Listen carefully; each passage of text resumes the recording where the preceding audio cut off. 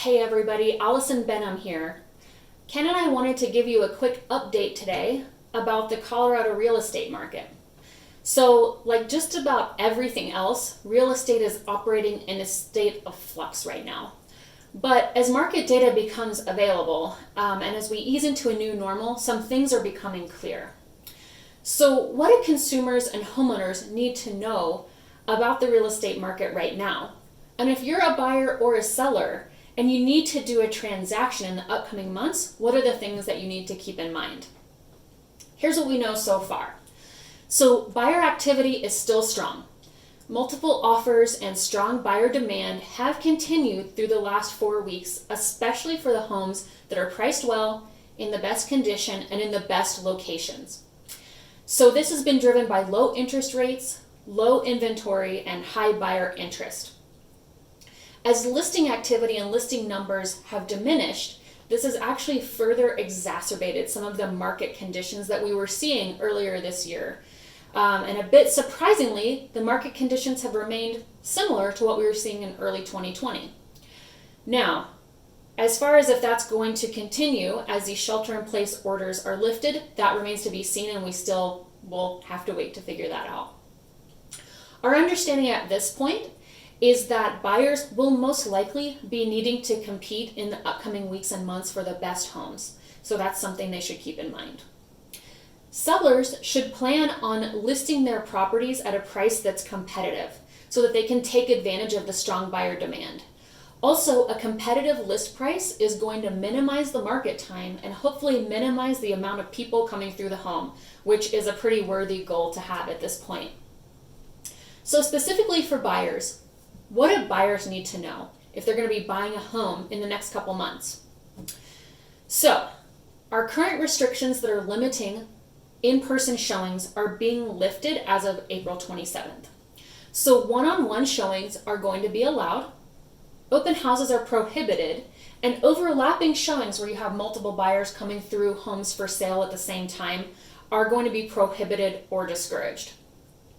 Buyers should know it's best to approach showings as if other people that have come through the home before them have tested positive for COVID-19. So just because our restrictions are being lifted, that doesn't necessarily mean that it's safer to go into somebody's home at this time. It's still best to rigorously vet homes on the front end by looking online carefully at photos and videos, driving by and looking through all these things with your realtor so that you don't need to go in homes that really aren't going to work for you. As a buyer, you should be bringing your own masks to showings. Don't touch your face and wash your hands after leaving the home. Also, try not to touch any items in the home that you don't need to. For our part, we're going to be wearing masks, and we're going to be bringing hand sanitizer to the showings so that we all can use that as well. Buyers shouldn't be bringing extra people through homes at this time. So if you can leave kids at home, or if you have extended family that would like to see the home, doing FaceTime or some other kind of video with them is probably going to be the best thing. Once buyers are under contract and they find a house that they like, they should try to do as much online as possible. So wiring funds is going to be really important. And also signing any documents electronically is probably a good thing to do. So anything that can be done electronically should be done electronically. For our part, we're going to be advising clients to write contracts with longer deadlines so that everybody has a little bit of extra time to address any bumps in the road that might come up. And those extra timelines are going to give inspectors and appraisers and lenders extra time as well. In these uncertain times, it's going to be more important than ever to be looking at contingencies and timelines for both buyers and sellers and both sides of the transaction so that we can address problems before they become real issues.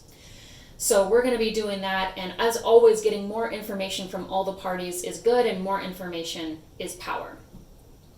So what do you need to know if you're selling a home? If you're selling a home, again, overlapping showings should be discouraged, so having multiple buyers through a home at the same time is not a good idea.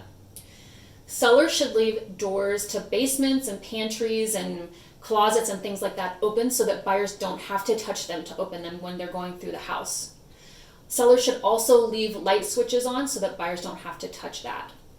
For our part, we're going to be asking buyer's agents to leave the homes exactly as they found them, so that hopefully that way there's a minimal amount of contact that buyers and people coming through the home are going to have with the surfaces.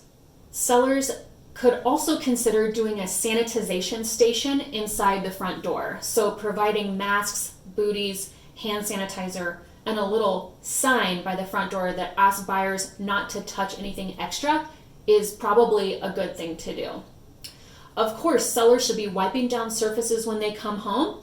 And again, just as if you're a buyer, if you're a seller, you should assume that the people that have come through your home have tested positive for COVID-19. Ken and I are going to be thinking about all of you guys, and I hope that you're staying safe and healthy and sane, and we hope to see you in person sometime really soon. Okay, bye.